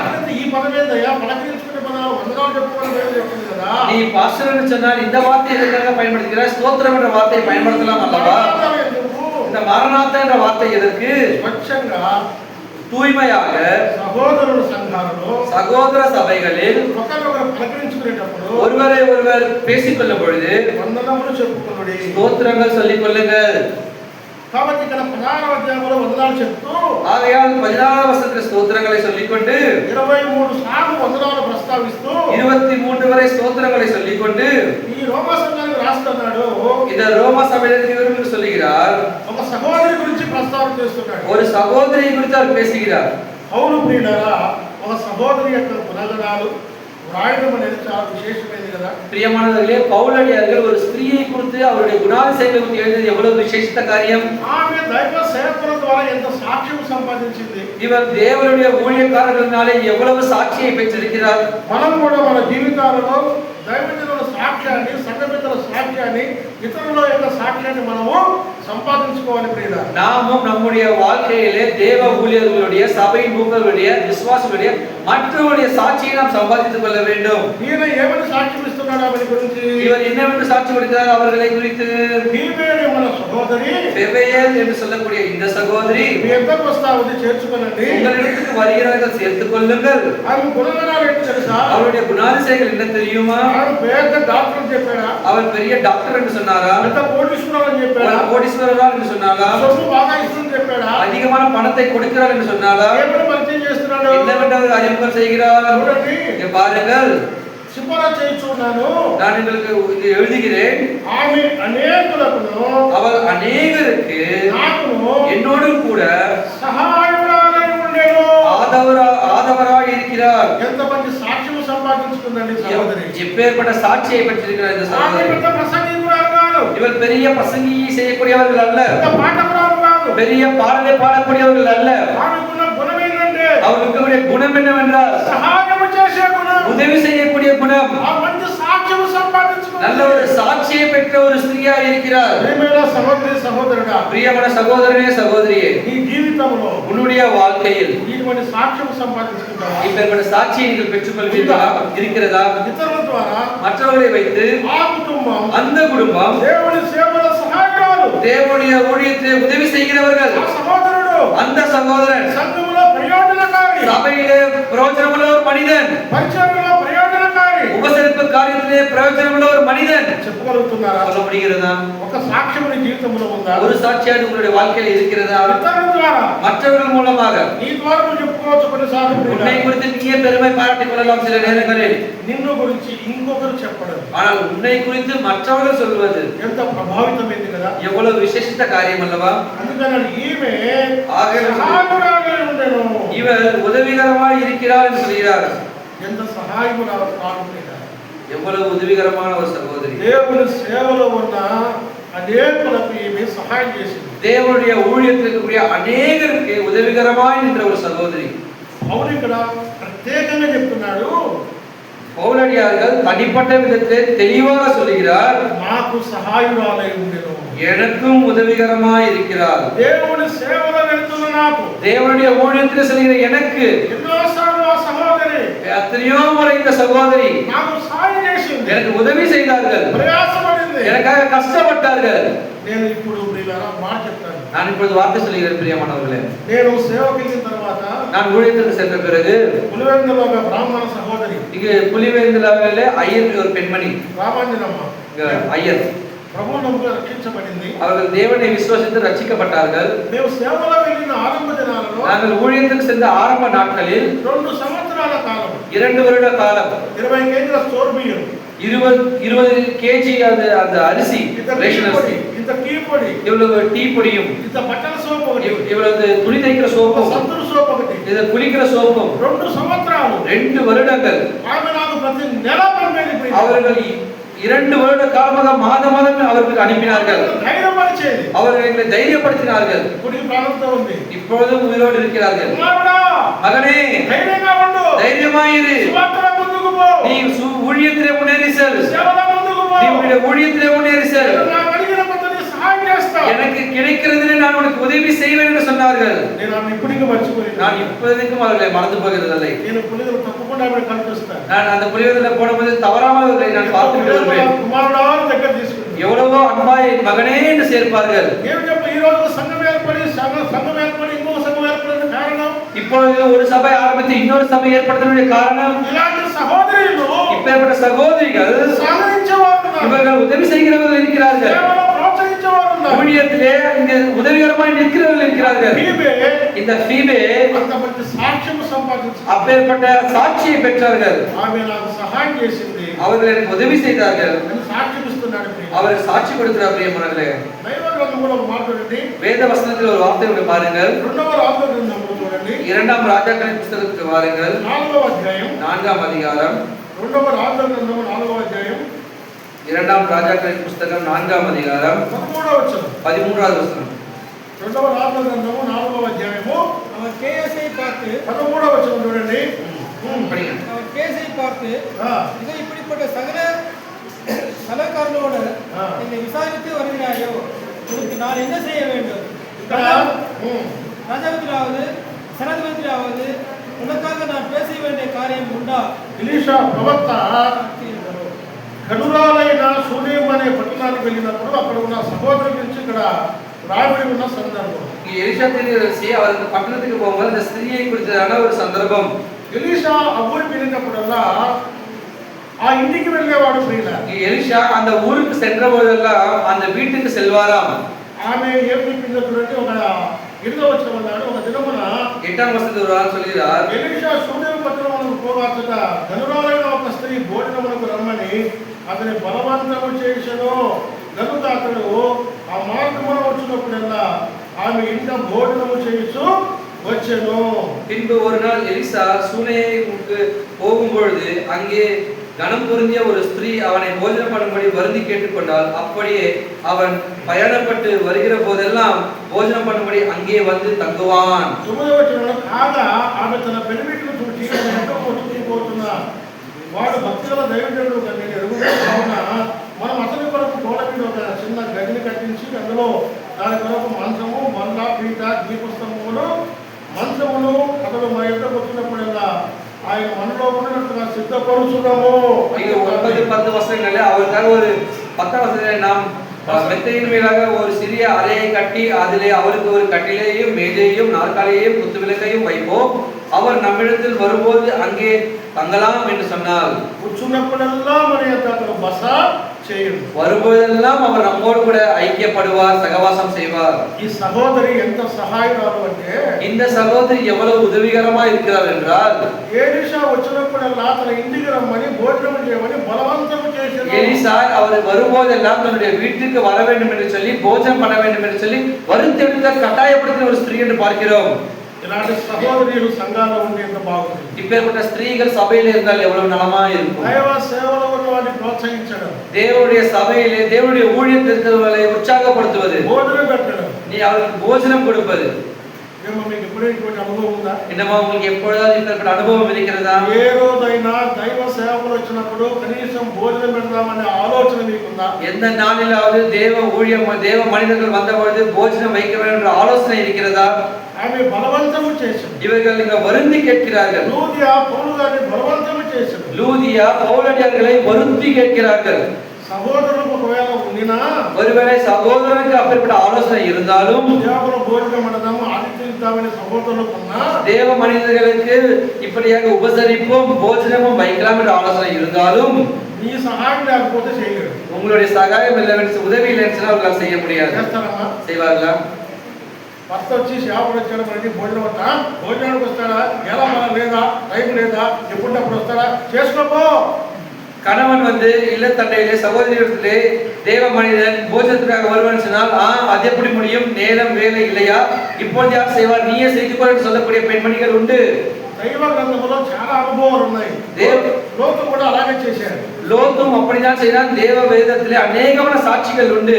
దూతలు వచ్చారు భోజనం పెట్టమంటే లోతు భార్య పెట్టిందా? தூதர்கள் வந்தார்கள், போஜனம் வைக்கலாம் என்று சொல்லும்போது லோத்துடைய மனைவி வைத்தாளா? బైబిల్ ఏముందంటే లోతు రొట్టెలు కాల్చి వారి విందు చేశాడు. லோத்து அந்த அப்பத்தை அவன் சுட்டு கொடுத்தான் என்று வேதம் எழுதப்பட்டிருக்கிறது. అబ్రహాము చెప్తే సారా పరిగెత్తుకుని వెళ్ళి భోజనం సిద్ధపరిచింది. இங்கே ஆபிரகாம் சொன்னபோது சாராள் வேகமாக ஓடி வந்து அவள் போஜனம் தயார் செய்தாள். ఇతరుల ద్వారా సాక్ష్యం పొందడం, மற்றவர்கள் மூலமாக சாட்சி பெறுவது. ఆ సహోదరి அந்த ஸ்திரீ మంచి పరిచారకురాలు, நல்ல ஊழியக்காரி, நல்ல வேலை செய்யக்கூடியவர். ఆమె అనేకలు సహాయం చేసే గుణం కలిగింది. அவர் எல்லோருக்கும் உதவி செய்யக்கூடிய குணமுள்ளவர்கள். ఆమె మీరు చేర్చుకోనండి, அவர்களை நீங்கள் சேர்த்துக் கொள்ளுங்கள். ఒక దైవజనుల ద్వారా సాక్ష్యము పొందడం, ஒரு தேவ மனிதனாலே சாட்சி பெறக்கூடியது. ఈరోజు చెప్తున్నా కదా పలానా సహోదరి సేవలు ఇలా చేసి చెప్తున్నాను కదా. இந்த நாளிலே நான் சொல்கிறேன், ஒரு சகோதரியானவள் இப்படியாக செய்தார்கள் என்று నిన్ను గురించి ఎవరైనా చెప్పగలిగే అనుభవం నీకుందా? உன்னை குறித்து மற்றவர்கள் யாராவது சொல்லக்கூடிய அனுபவம் உங்களுக்கு இருக்கிறதா? இருக்கிறதா? ఆలోచించండి. யோசித்து பாருங்கள் பிரியமானவர்களே. శేఖరన్న గారి కుటుంబం నిన్న ఈ రోజు ఇంట్లో పెట్టుకున్నారు, బస సిద్ధం చేశారు. சேகரனாவின் குடும்பத்தார் நேற்றும் இன்றும் இன்றைய நாளில் அவர்கள் குடும்பத்திலே வைத்ததற்கு உதவி செய்தார்கள். 2 దినాలు భోజన పరిచయం చేశారు. 2 நாள் ప్రేమగా చేశారు. 2 நாள் போஜனமும் எல்லாம் கொடுத்தார்கள், அன்பாக செய்தார்கள். అత్తగారు కూడా ఉదయం లేవగానే అన్నం ముట్టు దోశ తింటాం. சகோதரி அவர்கள் காலையில வந்து முட்டை தோசை சாப்பிடலாமா என்று கேட்டார்கள். మేము గుడ్డు దోశ అన్నా, ముట్టు దోశ నాకు ఈ రోజు తిన్నాను. நாங்கள் குட்டு தோசை என்று சொல்லி தெலுங்குல சொல்றாங்க. முட்டை தோசை சொல்லும்போது அவர் புதிதாக பார்த்தார்கள். పరిచయం చేయడం, ప్రేమగా పరిచయం చేయడం. அவர்கள் உபசரிப்பு செய்தார்கள், அன்போடு கூட உபசரிப்பு செய்தார்கள். ఆదిత్యం ఇవ్వడం, தேவனுடைய மனிதர்களுக்கு உபசரிப்பு செய்வது, ఆదిత్యమీయ మరువకుడి, இது அவர்களுக்கு உதவி செய்வது மறவாதீர். మీరు పెట్టినా పెట్టకపోయినా నాకేం ఇబ్బంది లేదు, కానీ వాక్యం చెప్తున్నాను అంతే. நீங்கள் கொடுத்தாலும் கொடுக்க விடாலும் எனக்கு பிரச்சனை, ஆனால் வசனம் சொல்கிறதை நாங்கள் சொல்கிறோம். ఆదిత్యం ఇవ్వడం ఆశీర్వాదకరం. நீங்கள் அவர்களுக்கு தங்க இடம் கொடுப்பது உங்களுக்கு ஆசீர்வாதம். ఎరుగకనే అబ్రహాము దేవదూతలకు ఆశీర్వాదం ఇచ్చి దీవించబడ్డాడు. இங்கு அதற்காக தான் ஆபிரகாம் தேவதூதருக்கு இடம் கொடுத்து ஆசீர்வதிக்கப்பட்டவராக இருக்கிறார். సమయమైంది కాబట్టి ముగిస్తున్నాను. எங்களுடைய நேரம் முடிந்துவிட்டதால் நாங்கள் முடிக்கிறோம். దీనివల్ల మనము ఇతరుల ద్వారా సాక్ష్యం పొందడం ప్రాముఖ్యమైనది. பிரியமானவர்களே, நாம் மற்றவர்கள் மூலமாக சாட்சி பெறுவது மிகவும் முக்கியமான ஒரு காரியம். ముందు ఈ మనసాక్షి ఇవ్వాలి, முதலாவது உங்களுடைய மனசாட்சி சாட்சி கொடுக்க வேண்டும். తర్వాత பின்னாக ఇతరుల మన గురించి చెప్పాలి. மற்றவர்கள் நம்மை குறித்து சாட்சி கொடுக்க ఆ வேண்டும். సహోదరుడు భక్తి గలవాడు, அந்த சகோதரன் பக்தி உள்ளவர், ఆ సహోదరి భక్తి గలవాడు, அந்த சகோதரி பக்தி உள்ள குடும்பத்திலிருந்து வந்தவர், కుటుంబం సేవలో సహకరించాలి. ஊழியத்திலே உதவிகரமாய் இருக்கக்கூடிய குடும்பம், ప్రయోజనకరమైన அவர்கள் பிரயோஜனமுள்ள ஒரு குடும்பம் என்று சொல்ல வேண்டும். ఇతరుల ద్వారా సాక్ష్యం పొందకపోతే மற்றவர்கள் மூலமாக சாட்சி பெறாமல் போய்விட்டால் ఇక నీ విశ్వాసం మూలంగా ప్రయోజనం ఏముంది? இதற்கு மேல் உடைய விசுவாசத்தினாலே பிரயோஜனம் என்ன? తర్వాత 13వ వచనం చెప్పాడు కదా, 13వ వచనంలో சொன்னார் அல்லவா, యోషువ గ్రంథంలో யோசுவாவின் புஸ்தகத்திலே మూడవది மூன்றாவது దేవుడే సాక్ష్యం ఇస్తున్నాడు. தேவனையே சாட்சி கொடுக்கிறார். నా సేవకులైన కాలేబు, என்னுடைய ஊழியக்காரனாக இருக்கக்கூடிய காலேபு, సంఖ్యాకాండంలో మాట చెప్పాడు, என்னாகமம் சொல்ற அந்த வார்த்தை சொல்லியிருக்கிறார். నా సేవకులైన కాలేబు என்னுடைய வேலைக்காரனாக இருக்கக்கூடிய காலேபு మంచి మనసు కలిగి, நல்ல இருதயம் உடையவனாய், నిండు మనసు కలిగి, நிறைந்த இருதயம் உடையவனாய், నన్ను వెంబడించువాడు. என்னை பின்பற்றக்கூடியவன். ఒక వ్యక్తి జీవితంలో, విశ్వాస జీవితంలో 3 రకాల సాక్ష్యాలు ఉండాలి. ஒரு మనిదరుடைய ஒரு விசுவாசுடைய வாழ்க்கையிலே 3 விதமான சாட்சி இருக்க வேண்டும். ఒకటి నీ మనసాక్షి ఇవ్వాలి, ஒன்று உன்னுடைய மனசாட்சி சாட்சி கொடுக்க வேண்டும், తోటి వారు ఇవ్వాలి, இரண்டாவது உனக்கு பக்கத்தில் இருக்கக்கூடியவன் சாட்சி கொடுக்க வேண்டும், మూడవది దేవుడు ఇస్తాడు. மூன்றாவது தேவன் கொடுப்பார். ఈ రెండింటికి ఎప్పుడైతే ముద్ర ఉంటుందో పరలోకపు తండ్రి కూడా సాక్ష్యం ఇస్తాడు. இந்த இரண்டுக்கு எப்பொழுது முத்திரை இருக்கிறதோ மூன்றாவது பரலோகத்தின் தேவனே சாட்சி கொடுப்பார். బైబిల్లో చాలా ఆధారాలు ఉన్నాయి. வேதாகமத்தில் அநேகமான ஆதாரங்கள் உண்டு. యోబు గురించి సాక్ష్యం ఇచ్చాడు కదా, யோபை குறித்து சாட்சி கொடுத்தார் அல்லவா? సేవకుడైన యోబు, இதோ என்னுடைய ஊழியக்காரனான யோபே, అబ్రహాం, ஆபிரகாம், ఇస్సాకు, ஈசாக்கு నాకు అనుకూలమైన వ్యక్తులు, எனக்கு விருப்பமான மனிதர்கள், దావీదు, தாவீது నాకు ఇష్టమైన எனக்கு మనుషులు. விருப்பமான பிரியமான மனிதர். దేవుడు కూడా సాక్ష్యం ఇస్తాడు. தேவனும் சாட்சி கொடுப்பார் பிரியமானவர்களே. కాబట్టి కాలేబులో ஆகையால் காலேபிலே ఈ 3 సంగతులు మనం ఆలోచిస్తున్నాం. இந்த 3 காரியங்களை நாம் யோசித்து பார்க்கிறோம். నిండు మనసుతో అనుసరించి తిని, பரிபூர்ணமான இருதயத்தோடு நிறைந்த மனதோடு நான்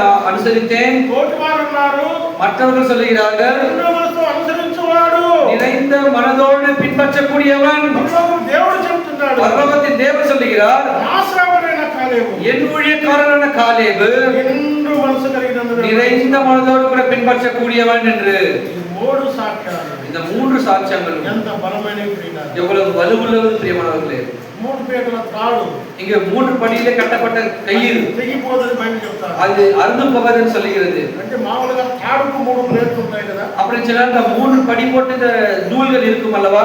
అలాగే విశ్వాసం కూడా அப்படின்னு சொல்ல விசுவாசிக்கும் ఈ 3 రకాల సాక్ష్యాలు ఉండాలి. இந்த 3 விதமான சாட்சிகள் இருக்க வேண்டும். కాలేబులో காலையிலே ఇంకా ఎన్నో సంగతులు ఉన్నాయి. இன்னும் அநேகமான காரியங்கள் உண்டு.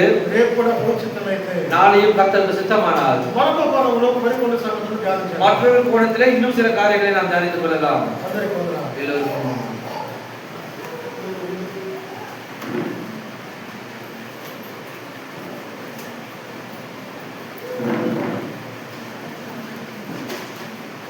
థ్యాంక్ యూ అన్న. మంచి సాక్షి కాలేజ్ గురించి మన సాక్షి, పొరుగు వాళ్ళ సాక్షి, దేవుని సాక్షి. ఒక వ్యక్తి ఎలాగో జీవించినా కూడా ఈ 3 సాక్షి కలిగి ఉంటే అది మంచి సాక్షి. నేను చెప్పేది நான் சொல்றது சாட்சி அல்ல, என்னை குறித்து முதலாவது என்னுடைய மனசாட்சி சொல்ல வேண்டும், குற்றம் இல்லாமல் சொல்லி. அடுத்தது மற்றவர்கள் சபையாரோ இல்லை கணவன் மனைவி இப்படி சாட்சி சொல்ல வேண்டும். அடுத்தது தேவன் சாட்சி கொடுக்கப்பட வேண்டும். அப்படியாக காலை வாழ்க்கையில் 45 வருடங்கள் யோசுவாவோடு சேர்ந்து தேவனுடைய திட்டத்தை நிறைவேற்றின ஒரு காலையை பார்க்கணும். அவன் தேவ மனிதனாக இருந்தான். 2வது பார்க்கின்ற பொழுது அவனு யோசுவா என்னங்க வாக்குறுதி பண்ணப்பட்ட கானான் தேசத்திலே 2வது ஜெனரேஷனை எடுத்துக்கொண்டு பிரவேசித்தார்கள். ஸோ இந்த செகண்ட் ஜெனரேஷனுக்கு போகிறது. இந்த செகண்ட் ஜெனரேஷன் எங்கே போனோம்? பரலோகத்திற்கு கொண்டு செல்ல வேண்டும். அதுதான் சபையுடைய பொறுப்பு. ஸோ அதனால என்ன பண்ணுறது, வார்த்தை கொடுக்கப்பட்டிருக்கிறது. இந்த செகண்ட் ஜெனரேஷன் எங்கே போனோம்? பரலோகத்திற்கு கொண்டு போகக்கூடிய பொறுப்பு யாரிடம் இருக்கிறது? சபையாரிடம் இருக்கிறது, உங்களிடம் இருக்கிறது, ஊழியக்காரர் இருக்குது. அப்படியாக நம்ம என்ன பண்ணுவோம், இந்த சபையில் ஆத்மாக்களை கட்டிடத்திலே பரலோகத்திற்கு சேர்ப்போம். கொடுக்கப்பட்ட அநேக வகை நம்ம பகிர்ந்து கொண்டார். அன்பம் உள்ள சாட்சி, அதற்கு நன்றி செலுத்தோம். கடைசியான ஜெபம்.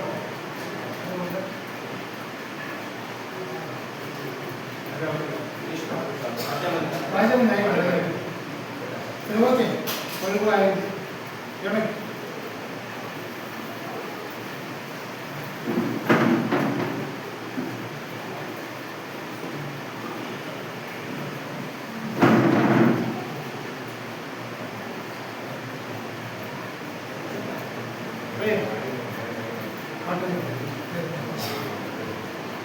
ప్రార్థన చేసుకుందాం. కూడిక ముగింపులో ఉన్న దేవుడు తన వాక్యం ద్వారా, తన ఆత్మ ద్వారా, తన దాసుల ద్వారా అనేక విషయాలు, అనేక సంగతులు మనలో ఉన్న లోపాలని చక్క చేసుకోవడానికి చక్కని వర్తమానం చక్క చేసుకుందాం. దేవుడు ఆత్మను మనం నడిపించుకుందాం. కృపా సత్య సంపూర్ణుడా, ప్రేమ గల ప్రభువా, దయాళుడా, మా మంచి దేవ, మీ ఘనమైన, అతి ఉన్నతమైన, శ్రేష్టమైన, పరిశుద్ధమైన జీవం గల నామానికి స్తోత్రములు, వందనాలు చెల్లించుకుంటున్నాం. నిన్నటి దినం నుండి నేటి వరకు ఈ ప్రత్యేకమైన కూడికల్లో ఇద్దరు దైవజనులను తీసుకొచ్చారు. ఇదిగోనైనా అనేక విషయాలు, అనేక సంగతులు మాకు నేర్పిస్తూ వచ్చారు ప్రభువా. ప్రియ ప్రభువా, ఇదిగోనైనా పరిశుద్ధతలో మా జీవితం ఎలా సాగాలని, ఈ లోకంలో ఏ విధంగా పోరాడాలని, జయించాలని, శరీరంలో పోరాడాలని నేర్పించిన ప్రతి మాటను బట్టి మీకు స్తోత్రములు చెల్లించుకుంటున్నాం. అలాగే ఒక కాలేబు ఒక జీవితంలో ప్రియ ప్రభువా, ఇదిగోనైనా మన సాక్షికి, మన వ్యక్తిగత మగ్న సాక్ష్యం చెప్పాలన్నట్టు, ఇతరుల ద్వారా సాక్ష్యం పొందాలని, సంఘము ద్వారా సాక్ష్యం పొందాలని, అంతకు మించి దేవుడి ద్వారా సాక్ష్యం పొందాలని దైవ గ్రంథంలో అనేక భక్తులను జ్ఞాపకం చేసుకున్నాం. దావీదు జ్ఞాపకం చేసుకున్నాం, యోగు జ్ఞాపకం చేసుకున్నాం. మీరే వాళ్ళ గురించి గొప్పగా సాక్ష్యం ఇచ్చారు. మా సాక్ష్యం ఎలా ఉందో మమ్మల్ని మేము పరీక్షించుకొని ఇదిగోనైనా మీ ఎదుట సాక్ష్యం పొందడానికి మమ్మల్ని సిద్ధపరుచుతారని ప్రార్థిస్తున్నాం. ఎంతో దూరం లేదన్న మీ రెండో రాకడ సమీపంగా ఉంది. ఎన్నో జరుగుతుంటున్నాయి ఈ ప్రపంచంలో. ప్రియ ప్రభువా, ఎత్తబడే సంఘములో మేమందరం ఉండినట్లు ఆరోగ్యకరమైన బోధలు మమ్మల్ని నడిపిస్తూ వస్తుంటున్నారు. అందుకని మీకు స్తోత్రున్నారు. వచ్చిన మీ దాసుల్ని మీరు దీవించండి. మరి ఎక్కువగా మీ వాక్య పరిచయలు బలంగా వాడుకుంటారని ప్రార్థిస్తూ, మరి కూడిక ఆదరించి అంతవరకు అనేకులు అనేక రీతిగా పని పరిచయం చేసి ఇదిగోనైనా ప్రయాసపడి ఉంటుండగా ప్రతి ఒక్కరిని దీవించండి. నేను వచ్చిన మమ్మల్ని అందరినీ ఒట్టి చేతులు పంపకున్నట్టు హృదయం అనే మీ వాక్యము ద్వారా మమ్మల్ని అందరినీ నింపారు. అందుకు మనకి స్తోత్రం తెలుసుకోండి. ముందుకు సాగుతున్నట్టుగా ప్రియ ప్రభువా, రేపటి మా ప్రభుత్వం సిద్ధపడడానికి సాధ్యత ఒలి మొక్కల వల్ల గల్ల చుట్టూ చేరి ఆత్మతోనూ మేము సత్యమతను ఆదరించే భాగ్యాన్ని దళితులను అనుగ్రహించుదని ముందుకు సాగుతున్నట్టుగా ప్రియ ప్రభువా, మీ ప్రసన్నత, మీ కాపుదల, మీ నడిపింపు, మీ ఆదరణ మా అందరికి అనుగ్రహించి మీరు మహిమ తెచ్చుకుంటున్నాను. మా ప్రభువు, మా రక్షకుడైన యేసుక్రీస్తు నామమున ప్రార్థించి వేడుకుంటున్నాము తండ్రి.